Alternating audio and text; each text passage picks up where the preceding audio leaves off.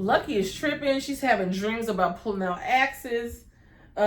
She actually has an axe hidden under her bed at this point. So she's starting to lose her shit. And she's not trusting herself at this point. So she's pressing little Gracie's hair. And all black girls have this PTSD. We all had that hot comb PTSD.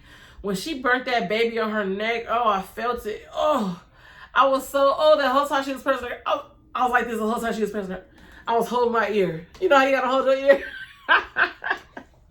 She ended up burning little Gracie with that hot comb, and she was really like having to ask her cousin, like, cousin, am I crazy? Am I trying to hurt my baby? Like, I know what that crazy neighbor did down the street, but I'm not like her, right? And her cousin had to tell her, like, no, cousin, you're not crazy. You're not crazy. You know, you just can't comb no hair. Leave the beady bees to me. So Henry is at work. So he's back at work after this party. He got his, they got their raise. They're doing good. He done met the boss. He's well liked. He's on cloud nine. Before he can even hit the door, supervisor was like, come here. He didn't like that he introduced himself to that boss. And of course, he tried to act like, oh, all of a sudden you ain't on your job. Now you're not fit to be on this project.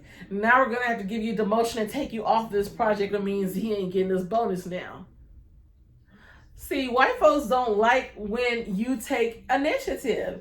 And that's something, I don't want to say it like that because it sounds kind of old school, but that's something my grandparents have always taught me. My mom has always taught me, never let white folks know what you got. If it's connections, if it's money, if it's whatever, never let them know what you got. Because if they feel like you're doing better than them, or they feel like you're trying to get too much on their level, they got to knock you down a couple pegs.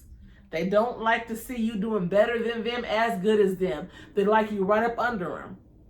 So Henry got demoted for taking initiative and being liked by his boss. He kept the fact that he was black a secret for no reason because his boss ended up liking him anyway. So yeah, Henry got demoted on the project and pretty much got told to be grateful that you even got this job and you even got let in this door, nigga, and shit. You better be happy to be here. And I hate when people get like that. Like, damn. Like, you need me. I provide a service. Don't act like we are all disposable. But like, think about it. Nigga, the money you going to take to rehire somebody, the time, like, I know what the hell I'm doing. So Henry was like, I already did all the work on the project. Like, how you going to take me off? And he was like, oh, well. So Henry just had to go ahead and eat that. So the neighbor Betty is like still dead set on moving. She's like, hubby, like, what the heck? You've been working all this overtime. Like, where the money at? Like, we need to move. So she decided she ain't gonna go through her daddy. Her husband ain't bringing home money. She's going to go into her savings account. So she goes to her savings account. She realized her money is wiped out.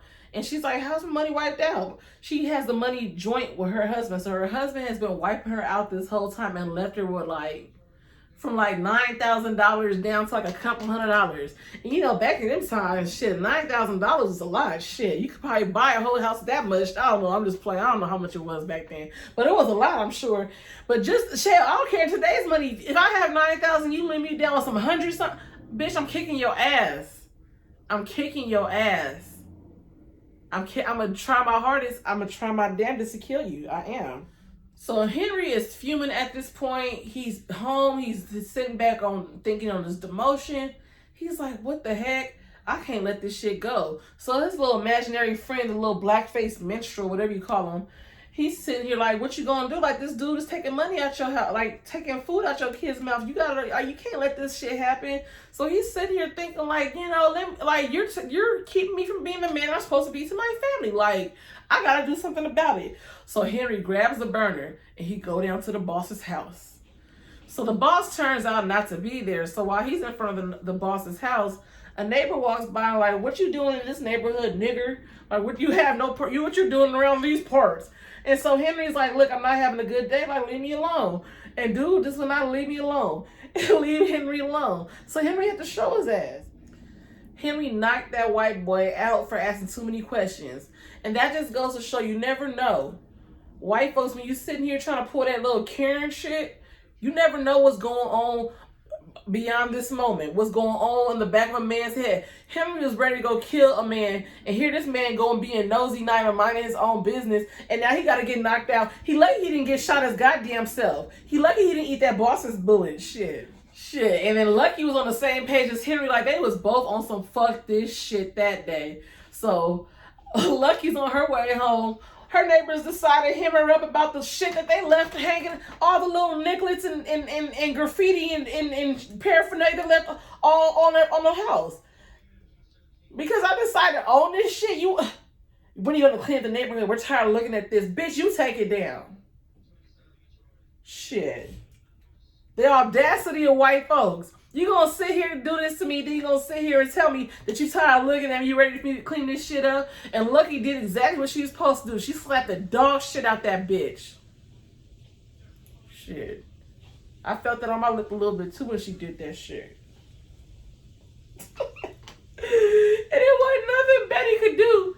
Betty done got her money taken, her man is missing with her money. She went and just destroyed her whole house. She mad because she knew she couldn't take Lucky.